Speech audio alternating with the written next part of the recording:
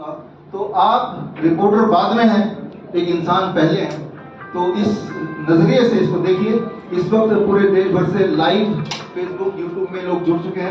आप सबका स्वागत है। तो बिना समय देरी किए सीधे पहुंचते हैं वो 30 पैतरे कौन से। उस 30 पैतरों को अगर समझ लिया तो आप हॉस्पिटल के जाल से बच सकते हैं या हॉस्पिटल जाने से बच सकते हैं at the very first place. तो उसको समझने के लिए आपको ये आपका जो भी मैं आपको बताऊंगा वो समझ जाए, आप याद रखें। उसके लिए ये ध्यान रखिए, ये है गोल पोस्ट। गोल पोस्ट मैं तो बोलता हूँ गोल पोस्ट सिंड्रोम। मान लीजिए आप दुनिया के सबसे अच्छे खिलाड़ी हैं, सबसे बड़े खिलाड़ी हैं और फुटबॉल खिलाड़ी हैं, और आपको बोला जाता है ये लो फुटबॉल और आपको गोल करना है, तो आप अच्छे खिलाड़ी गोल कर ही देंगे।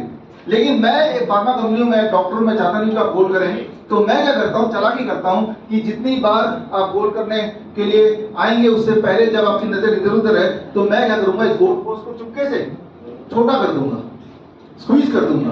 अब आपको बोलूंगा आप गोल करिए, लेकिन आप तो अच्छे खिलाड़ी, दुनिया के नंबर 1, आप गोल कर देंगे। फिर जब नजर इधर उधर हुई तो मैंने चुपके से इसको और अंदर कर दिया और छोटा कर दिया, और एक टाइम आएगा कि इस गोल पोस्ट को मैं इतना छोटा कर दूंगा कि हॉस्पिटल ये फुटबॉल के साइज से भी छोटा। यानी कि आप कितने भी बड़े खिलाड़ी क्यों ना हो, आप गोल नहीं कर पाएंगे। यानी कि आप गोल नहीं कर पाना ही मेरी जीत है। मैं डॉक्टर हूं, मैं फार्मा कंपनी। तो ये खेल है। ये खेल अगर हम डायबिटीज के कॉन्टेक्स्ट में देखें तो कैसे होता है वो मैं आपको बताना चाहता हूं।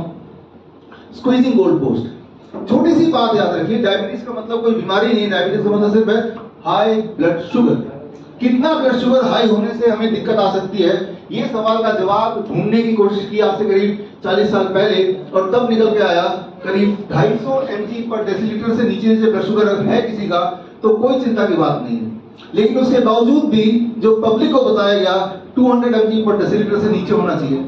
और उसके बाद जैसे समय बीतता गया 1997 ये 200 का 126 हो गया। तो आप गौर करें, जैसे जैसे गोल पोस्ट को छोटा करते जा रहे हैं, क्या होने वाला है, अधिक लोग होंगे जो दवाई पे आ जाएंगे।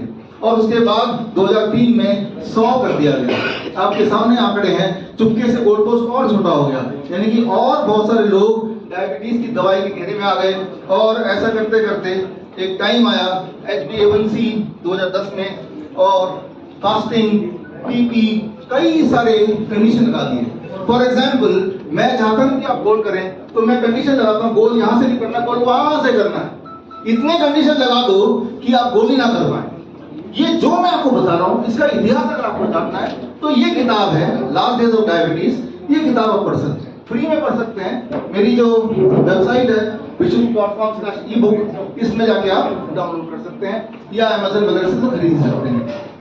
जो खेल मैंने आपको डायबिटीज का बताया, यही इतिहास अधिकतर दवाइयों का, अधिकतर डायग्नोस्टिक का। एक करके करते हैं। ये है पहला पत्ता, पहला ताश का पत्ता।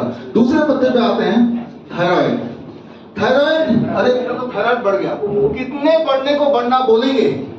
ये 2003 तक था कि 6 तक थायराइड को नॉर्मल मानेंगे, लेकिन 2003 के बाद चालाकी से American association of clinical endocrinologist ने इसको 0.323 कर दिया। जैसे ये गोल पोस्ट छोटा हो गया, 50% अधिक लोग थायराइड की गोली खाने लगे। तो ये गोल पोस्ट का खेल का जो एविडेंस है, सबूत, वो सबूत ये है जो रेफरेंस मैंने लिया है। और इसके बाद अगर हम बोले अगला, ये तीसरा पत्ता आपको फंसाने का, वो है ऑस्टियोपोरोसिस, हड्डियों की बीमारी। आपका हड्डी के अंदर सूख गया है, या हड्डी कमजोर हो गई है, या खोखली हो गई है, उसका टेस्ट है टी स्कोर टेस्ट। इस टेस्ट ये माइनस में चलता है, -2.5 तक होगा तो ठीक माना जाएगा। लेकिन उसके बाद 2003 आते आते नेशनल ऑस्टियोपोरोसिस फाउंडेशन ने उसको -2.5 से -2 कर दिया। यानी कि 0.5 और कम स्क्वीज कर दिया, जिससे 85% और लोग जो दायरे में नहीं थे बीमारी के, वो भी दवाई खाने लगे। तो मैं आपको ये बोल रहा हूँ, ये स्क्वीजिंग गोल पोस्ट सिंड्रोम, या इसके जो मैं बोलता जा रहा हूँ उसके एविडेंस भी सामने देता जा रहा हूँ, ताकि किसी को ये लगे कि मेरी मनगढ़ंत बातें हैं। और अगर हम बात करें चौथे नंबर ताश के पत्ते की, ये जो प्लेइंग कार्ड्स हैं, इसका 4th प्लेइंग कार्ड की बात करें, ये है सबसे बड़ा खासा कोलेस्ट्रॉल का। कितना कोलेस्ट्रॉल नॉर्मल माना जाए, इसका जो आंकड़ा है अगर आप देखें 1977 का Harrison principle of internal medicine, जो कि बाइबल माना जाता है एलोपैथी की किताबों का, एलोपैथी के डॉक्टरों के लिए, उसमें लिखा है 300 तक कोलेस्ट्रॉल इज ओके, उससे ऊपर नहीं होना चाहिए। लेकिन वही वाली बात, आपका ध्यान इधर उधर भटका और इन्होंने अपने गोल पोस्ट को स्क्वीज करना शुरू कर दिया, छोटा करना शुरू कर दिया। 1988 आते आते उसको 250 कर दिया, फिर 240 कर दिया, फिर 200, अभी तो 200 है खैर, और 200 कर दिया, और अभी एक और किया कि 40 साल के ऊपर कोई भी हो उसको दवाई लेनी चाहिए। मान लिया गया कि उसकी कोलेस्ट्रॉल हाई है।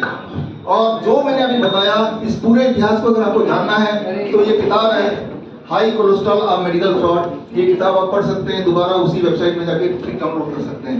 यानी कि एक एक जाल और जाल के पीछे का खेल, उसके सबूत साथ साथ मैं देते जा रहा हूँ। चौथे नंबर ताश के पत्ते में पहुंच गए हैं। अब चलते हैं 5वें नंबर पे, blood pressure, high blood pressure.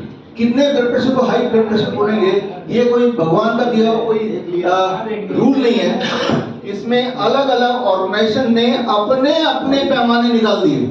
WHO बोलता है 120/80 होगा तो नॉर्मल है, और नेशनल इंस्टीट्यूट ऑफ हार्ट भी यही बोलता है। यूरोपियन गाइडलाइन बोलती है 140/90, कॉकरेज बोलता है 160/100 से ऊपर है तो ही दवाई लेना। इस तरह से अलग अलग ऑर्गेनाइजेशन ने अपने अपने आंकड़े दे दिए, जो आपके आंखों के सामने कब दिए वो भी आपके आंखों के सामने है।